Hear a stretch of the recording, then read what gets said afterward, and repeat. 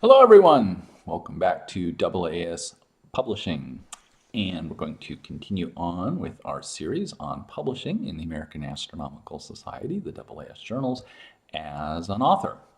And as a reminder, the AAS journals are the AJ, APJ, APJ, APJ letters, APJ supplement, research notes of the AAS, and bulletin of the AAS. So we're going to continue walking through the components of a paper. We'll finish that off today up until you actually submit your article on the components. So, conclusions.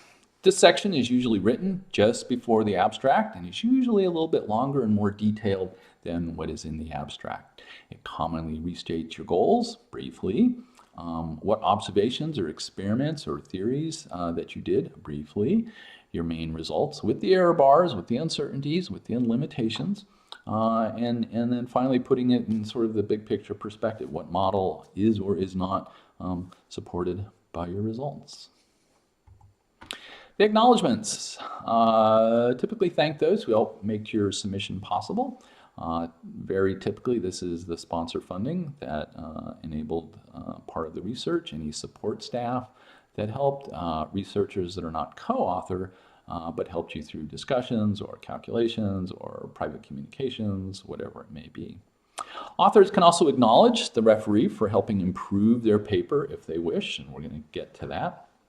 And I would say typically on the order of about 45% of papers or so do that right now.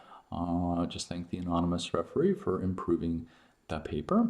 And it is inappropriate to acknowledge the AAS journal staff, so that would be the scientific editor or the lead editor or the editor-in-chief or anyone else.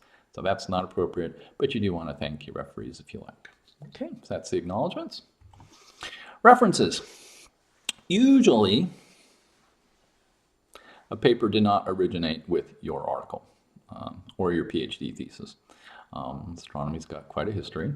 So you want to be as complete as reasonable, i.e. do not excessively self-cite only your own work or only your group's own work or some set. Be nice, put your work in perspective, include even competing groups' work in those references. I highly encourage using a bibliographic manager with an import tool. Personally, I use BibDesk and ADS BibDesk. And the reason why you do want to do this is because it gives you error-free citations, ensuring that all citations and only those citations are resolved.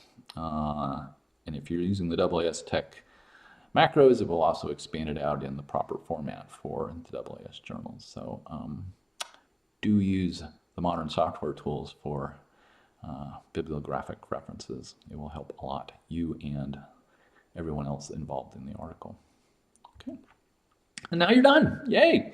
You submit your article to the AAS journals. URL is there, journals.aas.org. Click on submit, and you will walk through the submission process. We will almost certainly do a mechanics of submitting a manuscript to the journals. So we'll get to that. And when you submit your article to the AAS journals, you're going to select a corridor for your article. These corridors reflect the IAU, International Astronomy Union corridors, and those are galaxies and cosmology with its icon motif there. Chris Consolis currently heads up the galaxies and cosmology corridor. The high energy phenomena and fundamental physics corridor in its icon, that's my corridor. Then we have stars and stellar physics, currently headed up by Steve Kowaller. We have the solar system, exoplanets, astrobiology, headed up by Michael Endel. Interstellar matter and the local universe. And you can ask yourself what defines local universe. And Judy Piper heads that one up. Then we have the sun and the heliosphere. Leon Golub heads that one up. And then we have our newest corridor, which is the instrumentation, software, laboratory astrophysics, and data corridor, which is headed up by Chris Lintott. So that will do for this module, and in the next set we will cover the refereeing process as an author. Thanks. Bye-bye.